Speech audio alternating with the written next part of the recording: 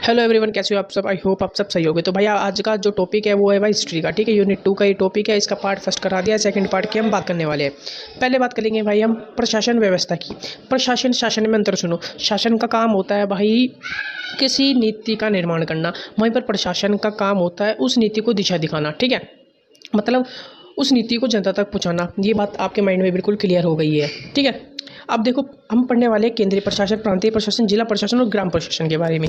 ठीक है, ये शासन व्यवस्था है भाई। फिर उसके बाद पढ़ेंगे भाई न्याय प्रशासन, सैनिक व्यवस्था और राजस्व व्यवस्था के बारे में। ठीक है, स्टेप बाय स्टेप हर चीज़ को क्लियर करते हुए चलेंगे। ठीक है, वीडियो लास्ट तक देखना। वीडियो करते स्टार्ट। देखो जो केंद्र प्रशासन की यहाँ पर पहले हम बात करते हैं। देखो केंद्र में कौन होता है, पूरे देश का मालिक उस टाइम कौन था भाई? शासक था। क्योंकि भाई उस टाइम क्या था भाई? लोकतंत्र नहीं था भाई, क्या था भाई? राजतंत्र था। वहाँ पर राजा के कानून ही वहाँ पर लागू होते थे और शासक जो कहता था वो जनता को करना पड़ता था। ठीक है, ये बात आपके माइंड में क्लियर है। तो भाई इतना बड़ा साम्राज्य था, ठीक है, केंद्र में शासक होता था। तो इतने बड़े साम्राज्य को शासक अकेला नहीं संभाल सकता था, इसलिए वो भाई शासन का विभाजन कर देता है। सबसे पहले आता था भाई केंद्र, केंद्र के अंदर आता था भाई प्रांत, प्रांत के अंदर आता था भाई जिला, जिला के अंदर आता था भाई ग्राम।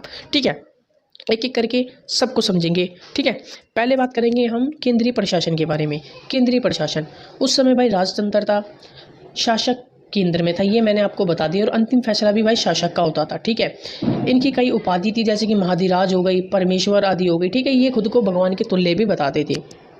ठीक है, शासक की शक्ति थी भाई वो असीमित थी। सम्राट ही अधिकारी को नियुक्त तो सम्राट ही अधिकारियों को नियुक्त करता था। ठीक है, उनकी योग्यता के हिसाब से। सम्राट ही सेना का प्रमुख होता था। युद्ध के समय सम्राट ही स्वयं सेना का संचालन करता था। ठीक है, सम्राट की सलाह के लिए भाई मंत्रिपरिषद भी थी। भाई सम्राट ने शासन व्यवस्था को सही ढंग से चलाने के लिए विभाजन कर रखा था। ठीक है, जैसे केंद्रीय हो गया, प्रांतीय की, जिला हो गया, ग्राम हो गया। ठीक है, उस समय जो शासक थे, जो उनकी रानी थी, उनका भी वही भाई बहुत महत्व था। ठीक है, शासकों के साथ भाई वो शासन चलाने में मदद करती थी। चंद्रगुप्त प्रथम की पत्नी का नाम था कुमार देवी। ठीक है, और जैसे कि रुद्रसेन द्वितीय की पत्नी का नाम था भाई प्रभा देवी। ठीक है, इन्होंने अपने जब इनके जो रुद्रसेन था, जब उसकी मृत्यु होगी तो शासन की बागडोर किसने संभाली थी भाई? प्रभावती ने। और चंद्रगुप्त प्रथम की जो पत्नी थी जिसका नाम था कुमार देवी, इसने भाई शासन व्यवस्था भी संभाली थी।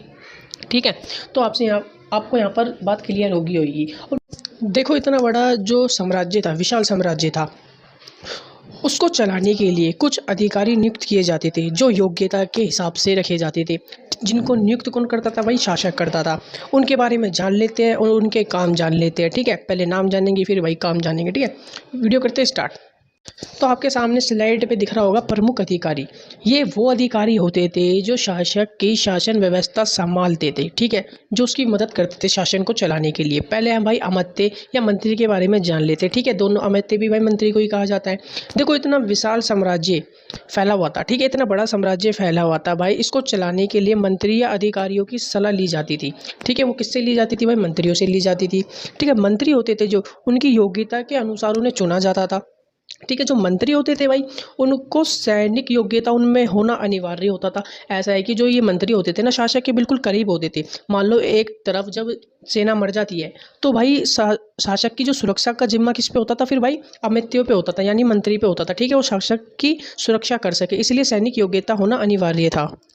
देखो जो अमात्य होता था ना, जो अमात्य होता था, जो मंत्री होता था भाई, उसको उसकी योग्यता के अनुसार कार्य दिया जाता था। जैसे कि भाई वित्तीय मंत्री हो गया, सुरक्षा मंत्री हो गया, जैसे प्रेजेंट टाइम में भी आप देख सकते हो। यहाँ पर भाई अमात्य आपको या मंत्री समझ आ गया होगा। पतियार और महापतियार के बारे में बात कर लेते हैं। देखो ये मैं एक बात कह लूँ, ये सिक्योरिटी गार्ड होते थे। जैसे कि मैं बात कर लूँ जो शासक के, ये दरबारी होते थे। ठीक है, इनका जो कार्य होता था क्या होता था, जैसे कि कोई जनता या प्रजा शासक से मिलने आती थी तो ये शासक को मैसेज पहुँचाते थे, या शासक के लिए किसी दूसरे शासक का उपहार आया है। ठीक है, तो ये एक टाइम बता देते थे उनको कि इस टाइम भाई शासक आएंगे और इस टाइम आपको आना है। ठीक है, और शासक को भी भाई ये सूचना दे देते थे। तो इनका कार्य बस ये होता था। ठीक है, कौन आ रहा है कौन जा रहा है सबकी लिस्ट रखना। अब भाई समझते हैं महासेनापति। देखो महासेनापति वो होता है जो सैनिकों के ऊपर होता है। ठीक है, जैसे कि 20 सैनिक है, 30 सैनिक है, 40 सैनिक है। ठीक है, सैनिक जो होते हैं टुकड़ियों में होते हैं, तो उनका जो हेड होता है उसको कहते हैं महासेनापति। जो ये महासेनापति था इसका कार्य होता था अपने जो राज्य है, जो शासक है उसको सुरक्षा प्रदान करना, और जो राजा की प्रजा है उनको सुरक्षा प्रदान करना। ठीक है, अब समझेंगे भाई महासिंधायक के बारे में। महासिंधायक से पता लग रहा है, सिंधी से मतलब पता लग रहा है समझौते से। देखो जब दो राज्य में या दो शासकों में युद्ध हो रहा है तो भाई उनमें ये शांति स्थापित करता था। ठीक है, शांति समझौता कराता था। महासिंधिया का कार्य ये होता था। ठीक है, यहाँ पर आपको महासिंधिया समझ आ गया होगा। अब बात करते हैं भाई कुमार मात्य के बारे में। कुमार मात्य क्या होता था? ये एक खास पद होता था जिसमें पढ़े लिखे होशियार लोग, समझदार लोग होते थे। जैसे कि आज की प्रेजेंट टाइम की मैं तुलना करूँ आईएएस से, ठीक है। अब कुमार मात्य के जो कार्य उनके बारे में जान लेते। देखो उनके कार्य होते थे भाई रणनीति बनाना, राज्य का विकास कैसे किया जाए, किसी नीति को कैसा किया जाए, ठीक है। ये सब क्या होता था भाई इनकी योग्यता के अनुसार होता था। ये एक उच्च पद होता था, ठीक है। अब देखो महाभंडारीकृत कौन होता था? ये वो होता था जो राज्य कोष को संभालता था, ठीक है। जितने पैसे से रिलेटेड चीज़ होती है ना, वित्तीय पावर होती थी, सब इसके पास होती थी। लेकिन ये किसके कहने पे काम करता था? शासक के कहने पर काम करता था, ठीक है।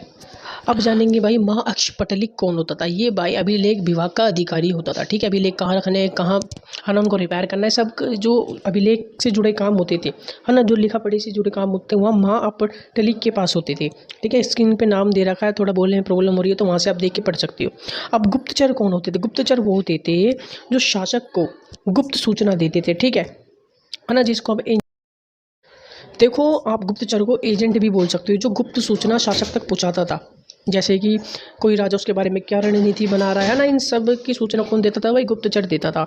अब दंड अधिकारी क्या होता था? दंड अधिकारी वही होता था जो दंड देता था। अलग अलग तरीके के दंड होते थे भाई। ये कौन निर्धारित करता था? पहले दंड अधिकारी निर्धारित करता था कि उसने जो अपराध किया है उसकी कौन सी सजा होनी चाहिए, ठीक है। और जो अंतिम फैसला होता था वो शासक का होता था, क्योंकि शासक केंद्र में होता था भाई, ठीक है। राजतंत्रता ये सब बात आपको पता है, यहाँ से होता है भाई ये कॉन्सेप्ट क्लियर। अब बात करते हैं भाई प्रांतीय प्रशासन की। देखो प्रांतीय प्रशासन का निर्माण ही क्यों होता है? क्योंकि साम्राज्य भाई विशाल था, ठीक है, इसलिए प्रांत का विभाजन हुआ, ठीक है। ये बात आपको पता लग गई। जो शासक का देखो उत्तराधिकारी है या शासक के बहुत करीब है, ठीक है, उसका घनिष्ठ मित्र है कोई, तो वो भाई प्रांत पर क्या करता था भाई? अधिकार करता था, ठीक है। जो उसका ही कार्य होता था प्रांत को देख रेख करना, ठीक है, सूचना राजा तक पहुँचाना, कर वसूली करके शासक तक पहुँचाना, लेकिन प्रमुख भाई शासक ही होता था, ठीक है।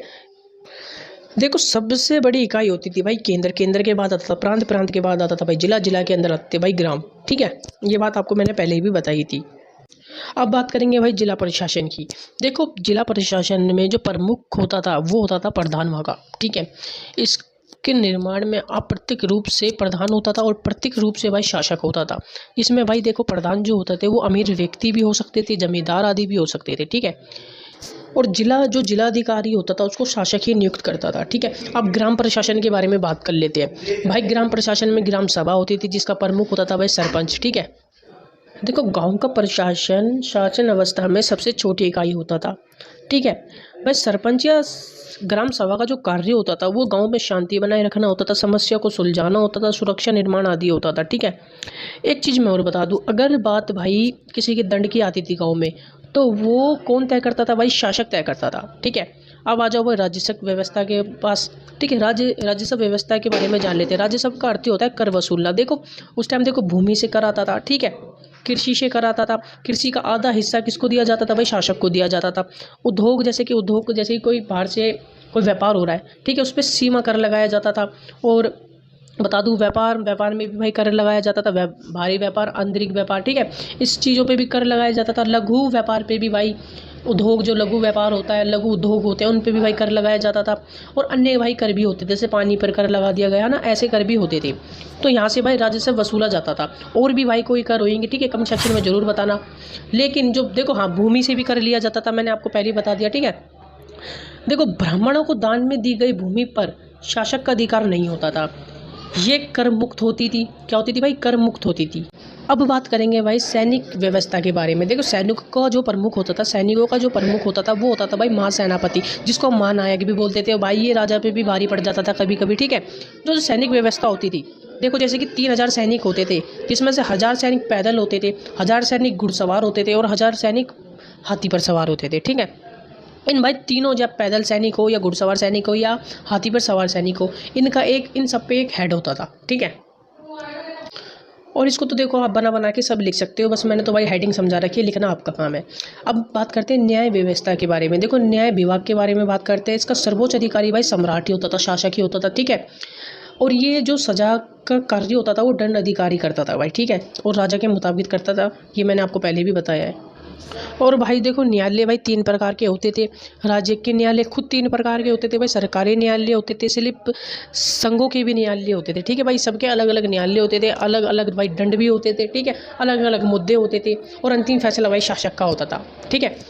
अब यहाँ से आपका जो ये पार्ट होता है ख़त्म। अब नेक्स्ट पार्ट में बात करेंगे भाई सामाजिक स्थिति की, धार्मिक स्थिति की, आर्थिक अवस्था की बात करेंगे नेक्स्ट पार्ट में इसके, ठीक है। थर्ड पार्ट आएगा। जो फर्स्ट पार्ट नहीं देखा है वो वेरी इंपॉर्टेंट पार्ट है, अगर आप इसको भी देख के चले जाते हो तो क्वेश्चन आपका इसमें से ही आएगा, ठीक है। तो नेक्स्ट पार्ट में मिलेंगे। जय हिंद, वंदे मातरम।